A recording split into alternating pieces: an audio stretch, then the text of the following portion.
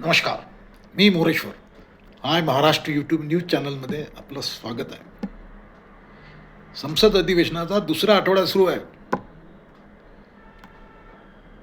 पण दुसऱ्या आठवड्यातही गोंधळच आहे. पहिल्या आठवड्यात काही काम झालं नव्हतं. आता दुसऱ्या आठवड्यातही आता सुरुवात झाली आहे, दुसरा दिवस आहे आजचा, पण काही काम होताना दिसत नाही.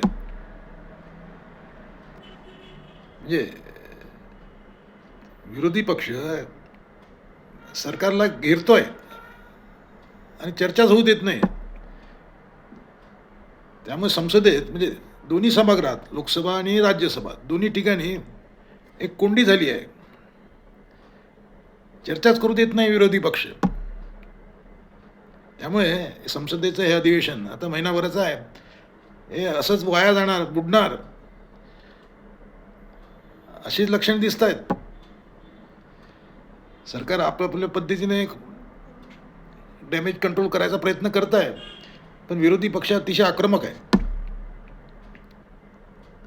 आज आज सरकारने परीक्षा सुधारणा विधेयक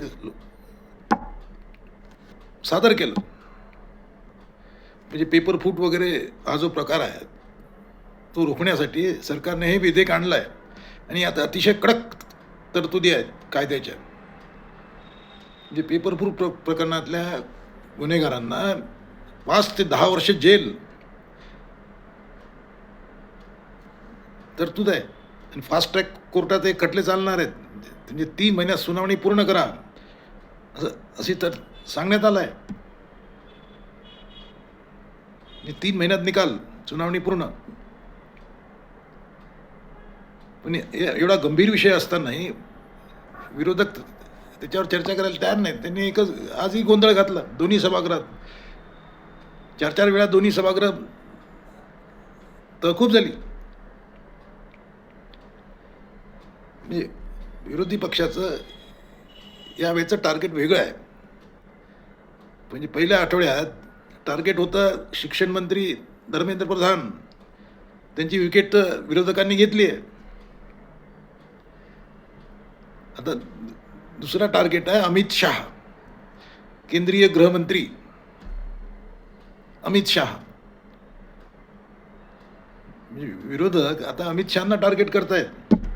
त्यासाठी त्यांनी जंतर मंतर आंदोलनाचा आधार घेतला आहे. जंतर मंतर वर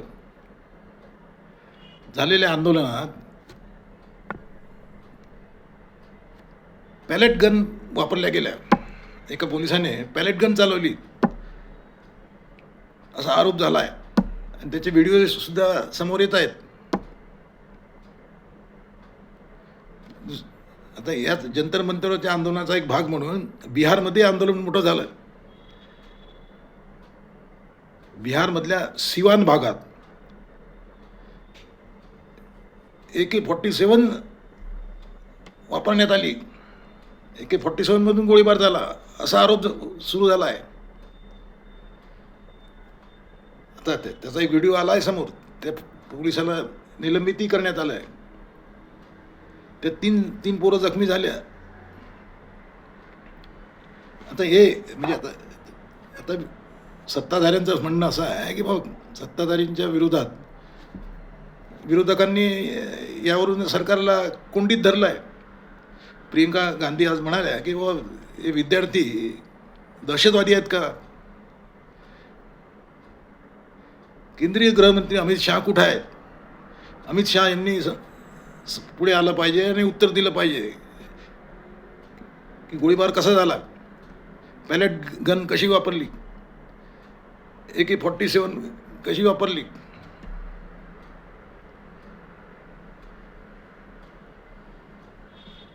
आता साहजिक आहे, याच्यातून विरोधी पक्ष आक्रमक दिसतोय.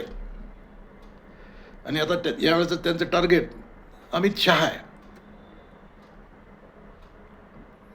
जी धर्मेंद्र प्रधान झाकी है, असली चेहरा बाकी है, असे घोषणा सुरुवातीला झाल्या होत्या.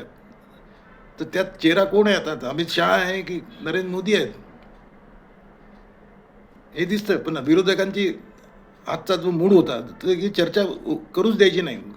त्यामुळे नुसता गोंधळ होतोय सभागृहात आणि हेच जर चालू राहिलं तर अवघड आहे. म्हणजे अधिवेशन पूर्ण पाण्यात जाणार आहे. सरकारने आज NDAची एक बैठक बोलावली आहे. त्या NDAच्या बैठकीत काय होतंय त्यातून अधिवेशन कसं मार्गी लागते, रुळावर येते ते पाहायचं. परंतु विरोधकांना चर्चेसाठी तयार करण्याचं, चर्चेकडे वळवण्याचं मोठं आव्हान सध्या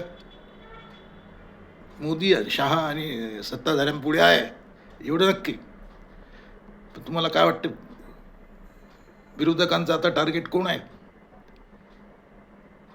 कॉमेंट करा. नमस्कार.